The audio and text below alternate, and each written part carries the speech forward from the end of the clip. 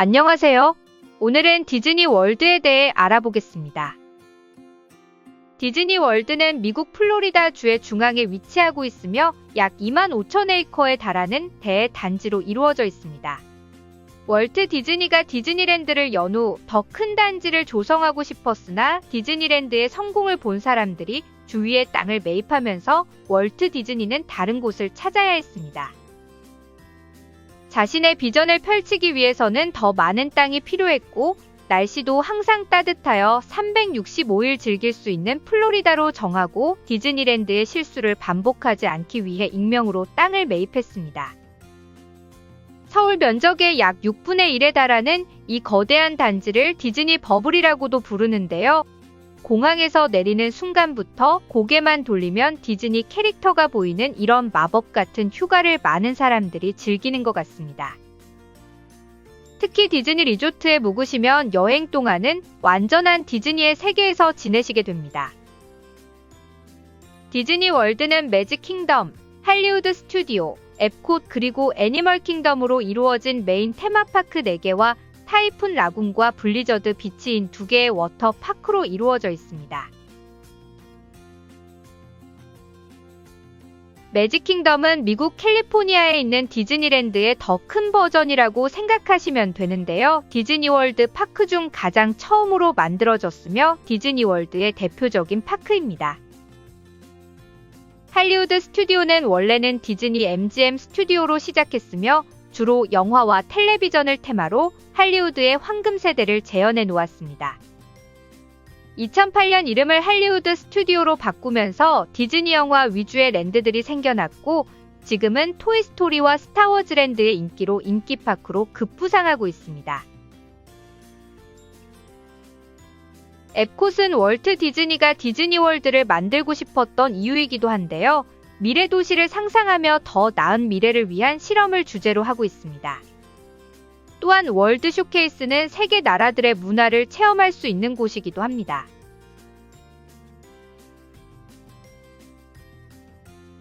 애니멀 킹덤은 디즈니월드 중 가장 큰 파크이기도 한데요. 동물원과 테마파크를 접목시켜 놓아서 아시아와 아프리카의 동물 세계를 체험할 수 있습니다. 2017년에는 영화 아바타의 배경인 판도라를 테마로 한 구역을 만들어 더더욱 인기가 높아졌습니다. 디즈니 리조트가 27개이며 디즈니가 운영하지는 않지만 몇몇 혜택을 받을 수 있는 굿네이버 호텔들도 디즈니 버블 안에 있습니다. 여러 개의 미니 골프 코스도 있고 미국의 스포츠 방송인 ESPN과 같이 쓰는 ESPN 와이드 월드 오브 스포츠라는 복합 스포츠 컴플렉스 공간도 있습니다. 쇼핑과 식당 그리고 엔터테인먼트가 다양하게 있는 야외 복합 쇼핑센터인 디즈니 스프링스도 있습니다. 디즈니 스프링스는 관광객도 많지만 주말에는 로컬 분들도 많이 찾는 핫플레이스로 인기 있는 식당과 디저트 가게 그리고 웬만한 몰에 있는 가게들이 있어 한국에서 오시는 분들은 매우 만족스러우실 것 같습니다. 다시 한번 정리하자면 4개 메인파크, 2개의 워터파크, 27개의 리조트 호텔 그리고 복합 쇼핑몰인 디즈니 스프링스가 있다는 겁니다. 이 넓은 장소를 오갈 때는 디즈니에서 운영하는 디즈니 버스, 보트, 모노레일 그리고 스카이라이너를 무상으로 이용할 수 있습니다. 매직 킹덤은 모노레일과 보트 그리고 버스를 타고 갈 수 있습니다. 애니멀 킹덤은 유일하게 버스로만 갈 수 있으며 앱콧과 할리우드 스튜디오는 보트, 스카이라이너 그리고 버스로 갈 수 있습니다. 특히 보트와 스카이라이너가 아주 편리한데요. 호텔을 고르실 때에는 교통수단도 꼭 생각하셔서 계획을 짜놓으셔야 시간 낭비 없이 최대한 즐기실 수 있습니다. 디즈니 버블을 최대한으로 즐기기 위해서는 디즈니 리조트에서 묵는 것이 제일 중요한데요. 아침에 눈 뜰 때부터 저녁에 잠들 때까지 모든 것이 디즈니 관련한 것들로 이루어져 디즈니 덕후시라면 강력 추천드립니다. 미국의 디즈니월드 덕후들은 매년 휴가를 디즈니에서 보내며 이런 현상을 대변해주듯이 디즈니 베케이션 클럽도 있습니다. 디즈니 베케이션 클럽은 디즈니 타임쉐어로 한국의 콘도 회원권 개념 같은데요. 추후 영상에서 자세히 소개하도록 하겠습니다. 디즈니 리조트는 크게는 3가지의 카테고리로 이루어졌는데요. 제일 저렴한 밸류 리조트, 중간 등급인 모더렛 리조트, 그리고 가장 비싸고 럭셔리한 딜럭스 리조트로 나눠져 있습니다. 디즈니 리조트의 가장 큰 장점은 디즈니 버블 내에서의 이동은 시간이 조금 걸릴지라도 모두 무료로 교통수단을 이용할 수 있다는 점과 아침마다 파크에 30분 일찍 입장이 가능하다는 것입니다. 밸류 리조트는 가장 저렴한 리조트인데요. 보통 스탠더드룸은 약 130불에서 250불 정도 합니다.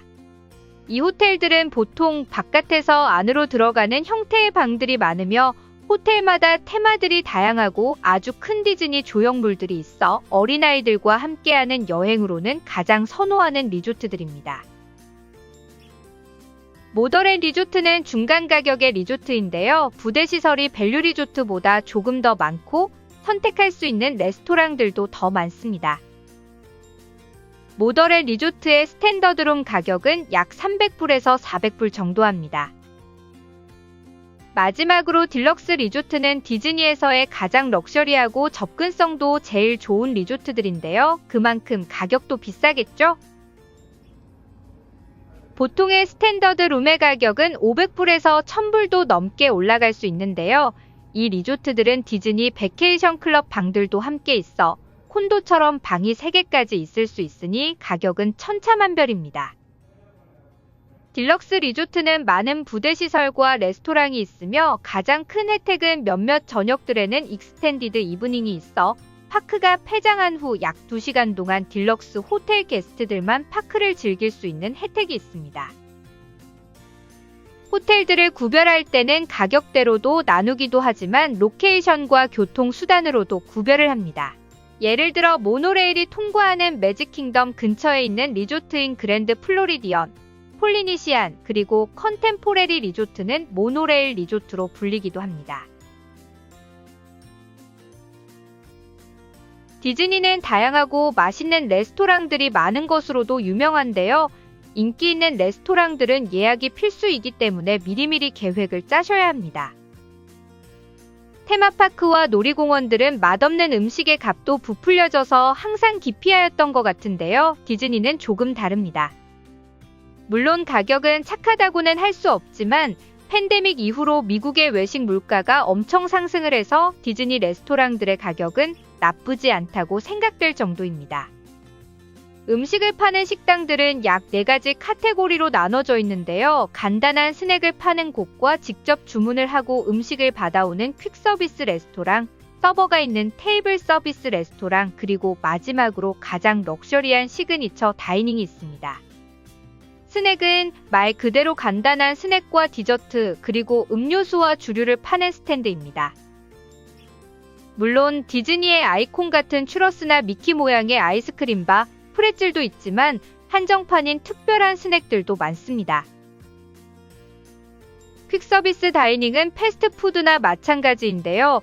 주로 햄버거나 피자, 치킨 텐더, 샌드위치 등 빨리 나오는 음식들이 있습니다.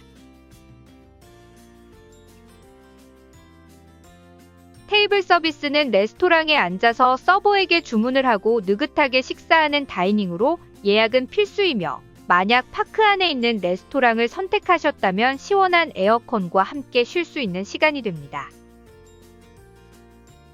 시그니처 레스토랑은 테이블 서비스 레스토랑과 같은데요. 가격이 조금 더 높다는 것입니다.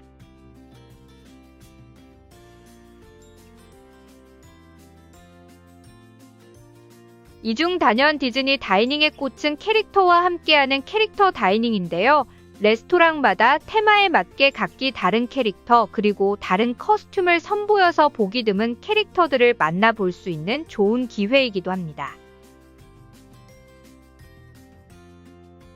그럼 디즈니월드에 대해 간단히 알아봤는데요. 성공적인 여행을 위해서는 사전조사와 계획이 제일 중요합니다. 매주 중요한 꿀팁들을 알려드릴 테니 궁금한 점 있으시면 댓글이나 디즈니어니팟 인스타그램으로 문의주세요. Now's the time to say bye. Now's the time to save up.